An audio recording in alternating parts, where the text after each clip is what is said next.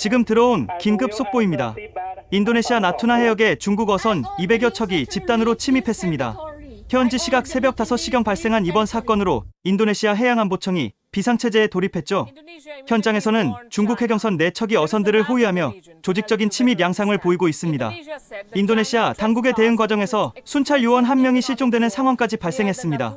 이는 12년 전 같은 해역에서 인도네시아 순찰정이 중국 어선과 충돌해 승무원이 사망한 사건을 떠올리게 했습니다. 당시 희생자의 딸로 알려진 아이샤 하르타디 현 해양안보청 부청장이 이번 사태 대응을 직접 지휘하고 있어 더욱 주목받고 있죠. 인도네시아 정부는 관련국과 긴급 협의에 나서겠다고 밝혔지만 실질적인 대응책 마련에는 한계를 드러내고 있습니다. 자세한 소식은 계속해서 전해드리겠습니다. 그 전에 잠깐 1초 만에 누를 수 있는 좋아요 버튼을 꼭 눌러주시면 영상 제작에 아주 큰 힘이 됩니다. 그럼 바로 사연 시작하겠습니다.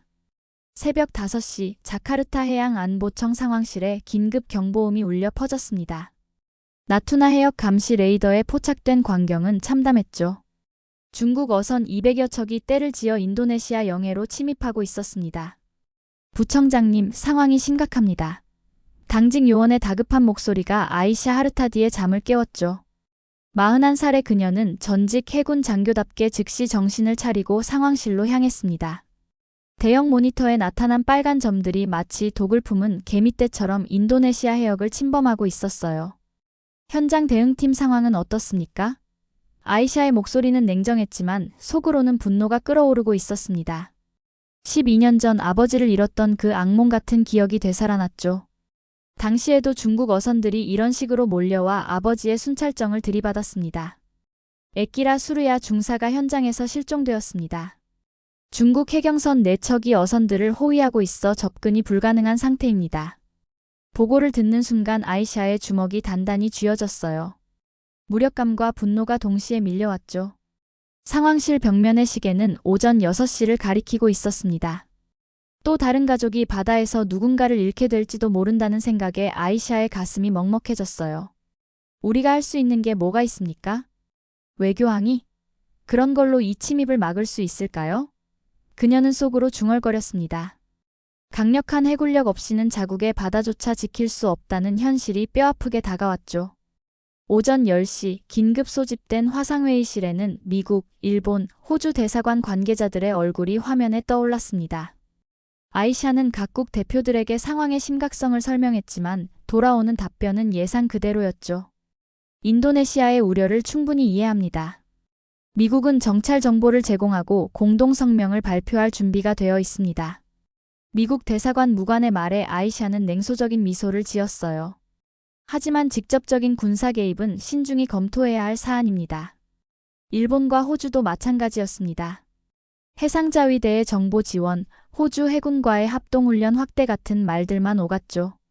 모두 조건부였고 실질적인 도움은 없었습니다. 대통령 보좌관 디나도 외교적 해법을 우선해야 한다며 신중론을 펼쳤어요. 회의가 끝난 후 아이샤는 참을 수 없었습니다. 이런 종이장 선언으로 바다를 지킬 수 있습니까? 우리 어민들이 목숨을 걸고 나가는 바다를 말입니다. 그녀의 목소리가 회의실에 울려 퍼졌죠. 참석자들은 모두 침묵했습니다. 그때 비서가 조심스럽게 다가왔어요. 부청장님, 주인도네시아 한국 대사관에서 비공식 접촉을 요청했습니다.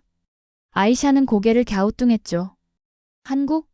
지금까지 동남아시아 문제에 별다른 관심을 보이지 않던 나라가 갑자기 왜? 뭔가 수상하군요. 하지만 들어볼 가치는 있겠죠. 그녀는 의심스러운 표정으로 중얼거렸습니다. 이틀 후 자카르타 시내 조용한 카페에서 아이샤는 김태진 대령을 만났습니다. 한국 국방무관인 그는 40대 중반의 단정한 인상이었죠.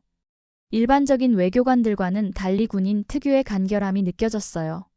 한국 해군이 퇴역 예정인 포항급 함정 2척을 인도네시아에 제공하려고 합니다. 김태진의 첫 마디는 직설적이었습니다. 아이샤는 놀라움을 감추려 했지만 속으로는 당황했어요. 함정 2척이라니 이건 보통 제안이 아니었죠. 조건은 뭡니까? 아이샤의 질문에 김태진은 잠시 미소를 지었습니다. 단 하나뿐입니다. 인도네시아 해군 장교를 매년 10명씩 한국에서 교육시켜주세요. 모든 비용은 한국이 부담하겠습니다. 아이샤는 속으로 코웃음을 쳤어요. 역시 공짜는 없군요. 이것도 또 다른 방식의 전략적 침투일 거예요. 교육이라는 미명하에 영향력을 확대하려는 거죠. 하지만 겉으로는 침착함을 유지했습니다. 검토해 보겠습니다. 물론입니다. 하지만 말로만 들으시지 마시고 직접 확인해 보시는 게 어떨까요? 한국에 오셔서 실제 함정도 보시고 교육 과정도 살펴보세요. 김태진의 제안은 의외였어요. 보통은 서류와 브리핑으로 끝나는 경우가 많은데 직접 확인하라니. 아이샤는 의심스러운 눈빛으로 그를 바라봤습니다. 뭔가 숨기는 게 있나? 아니면 정말 순수한 의도일까?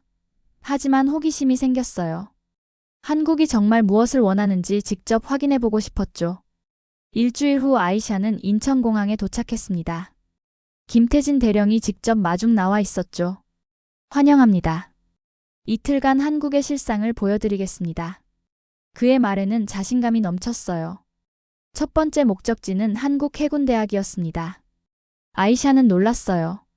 인도네시아와 달리 모든 시설이 체계적으로 운영되고 있었죠. 교관 장진우 중령은 밤늦게까지 훈련 자료를 복사하고 있었습니다. 내일 인도네시아 장교들을 위한 특별 커리큘럼을 준비 중입니다. 그의 진지한 모습에 아이샤는 당황했어요. 점심시간에 들른 식당에서는 3분 만에 음식이 나왔습니다. 위생 상태도 완벽했고 직원들의 응대도 훌륭했죠. 이건 체계예요. 아이샤는 속으로 인정할 수밖에 없었습니다. 병원에서는 10분 만에 접수부터 진료까지 모든 과정이 끝났어요. 다음 날 진해 해군기지에서 실제 포항급 함정을 본 순간 아이샤의 편견이 무너졌습니다. 스텔스 설계의 완벽한 정비 상태, 최신 무장까지 탑재되어 있었어요. 이걸 정말 공짜로 준다고? 믿기 어려웠죠. 우리도 과거에 그렇게 받았기에 지금 전해주는 겁니다. 김태진의 말이 아이샤의 가슴을 찔렀어요. 그 순간 모든 오만함이 무너져 내렸습니다. 이 모든 게 생색이 아니었구나. 진짜 도움을 주려는 거였어. 아이샤는 자신의 편견을 부끄러워했죠. 인도네시아의 관료주의와는 차원이 다른 실용주의와 진정성을 목격했습니다. 귀국 후 대통령궁에서 열린 긴급회의에서 보좌관 디나는 여전히 반대 의견을 피력했습니다. 한국과의 협력이 중국을 자극할 수 있습니다. 신중하게 접근해야 해요. 하지만 아이샤의 생각은 달랐죠. 각하, 한국의 제안을 받아들여야 합니다. 아이샤는 대통령에게 직접 보고했어요. 이건 단순한 군사 지원이 아닙니다. 우리 해군의 역량을 근본적으로 바꿀 기회죠. 대통령은 아이샤의 확신에 찬 목소리에 고개를 끄덕였습니다. 그날 저녁 집에 돌아온 아이샤를 남동생 레오가 기다리고 있었어요. 누나는 늘 스스로만 옳다고 했잖아. 외국 도움은 굴욕이라고 했으면서 이번엔 왜 달라? 레오의 날카로운 지적에 아이샤는 잠시 말문이 막혔습니다. 그래, 레오야. 이번엔 누나가 틀렸던 것 같아. 아이샤는 처음으로 자신의 잘못을 인정했어요. 오만했구나. 도움을 받는 게 굴욕이 아니라 도움을 거부하며 국민을 위험에 빠뜨리는 게 진짜 굴욕이었어. 다음 날 아이샤는 김태진 대령에게 전화를 걸었습니다.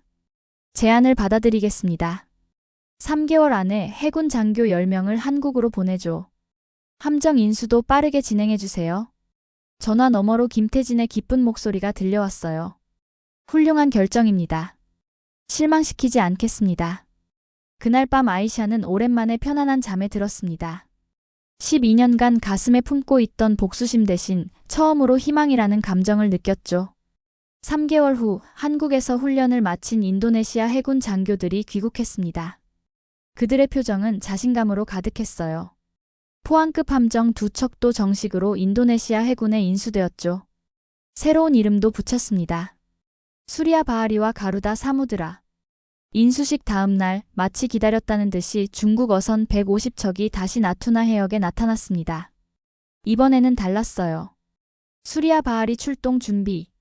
아이샤의 명령이 떨어지자 새로운 함정이 바다로 향했습니다. 상황실의 모든 시선이 레이더 화면에 집중되었어요. 중국 어선들이 인도네시아 함정을 발견하는 순간이었죠. 놀라운 일이 벌어졌습니다. 어선들이 하나둘씩 돌아서기 시작한 거예요.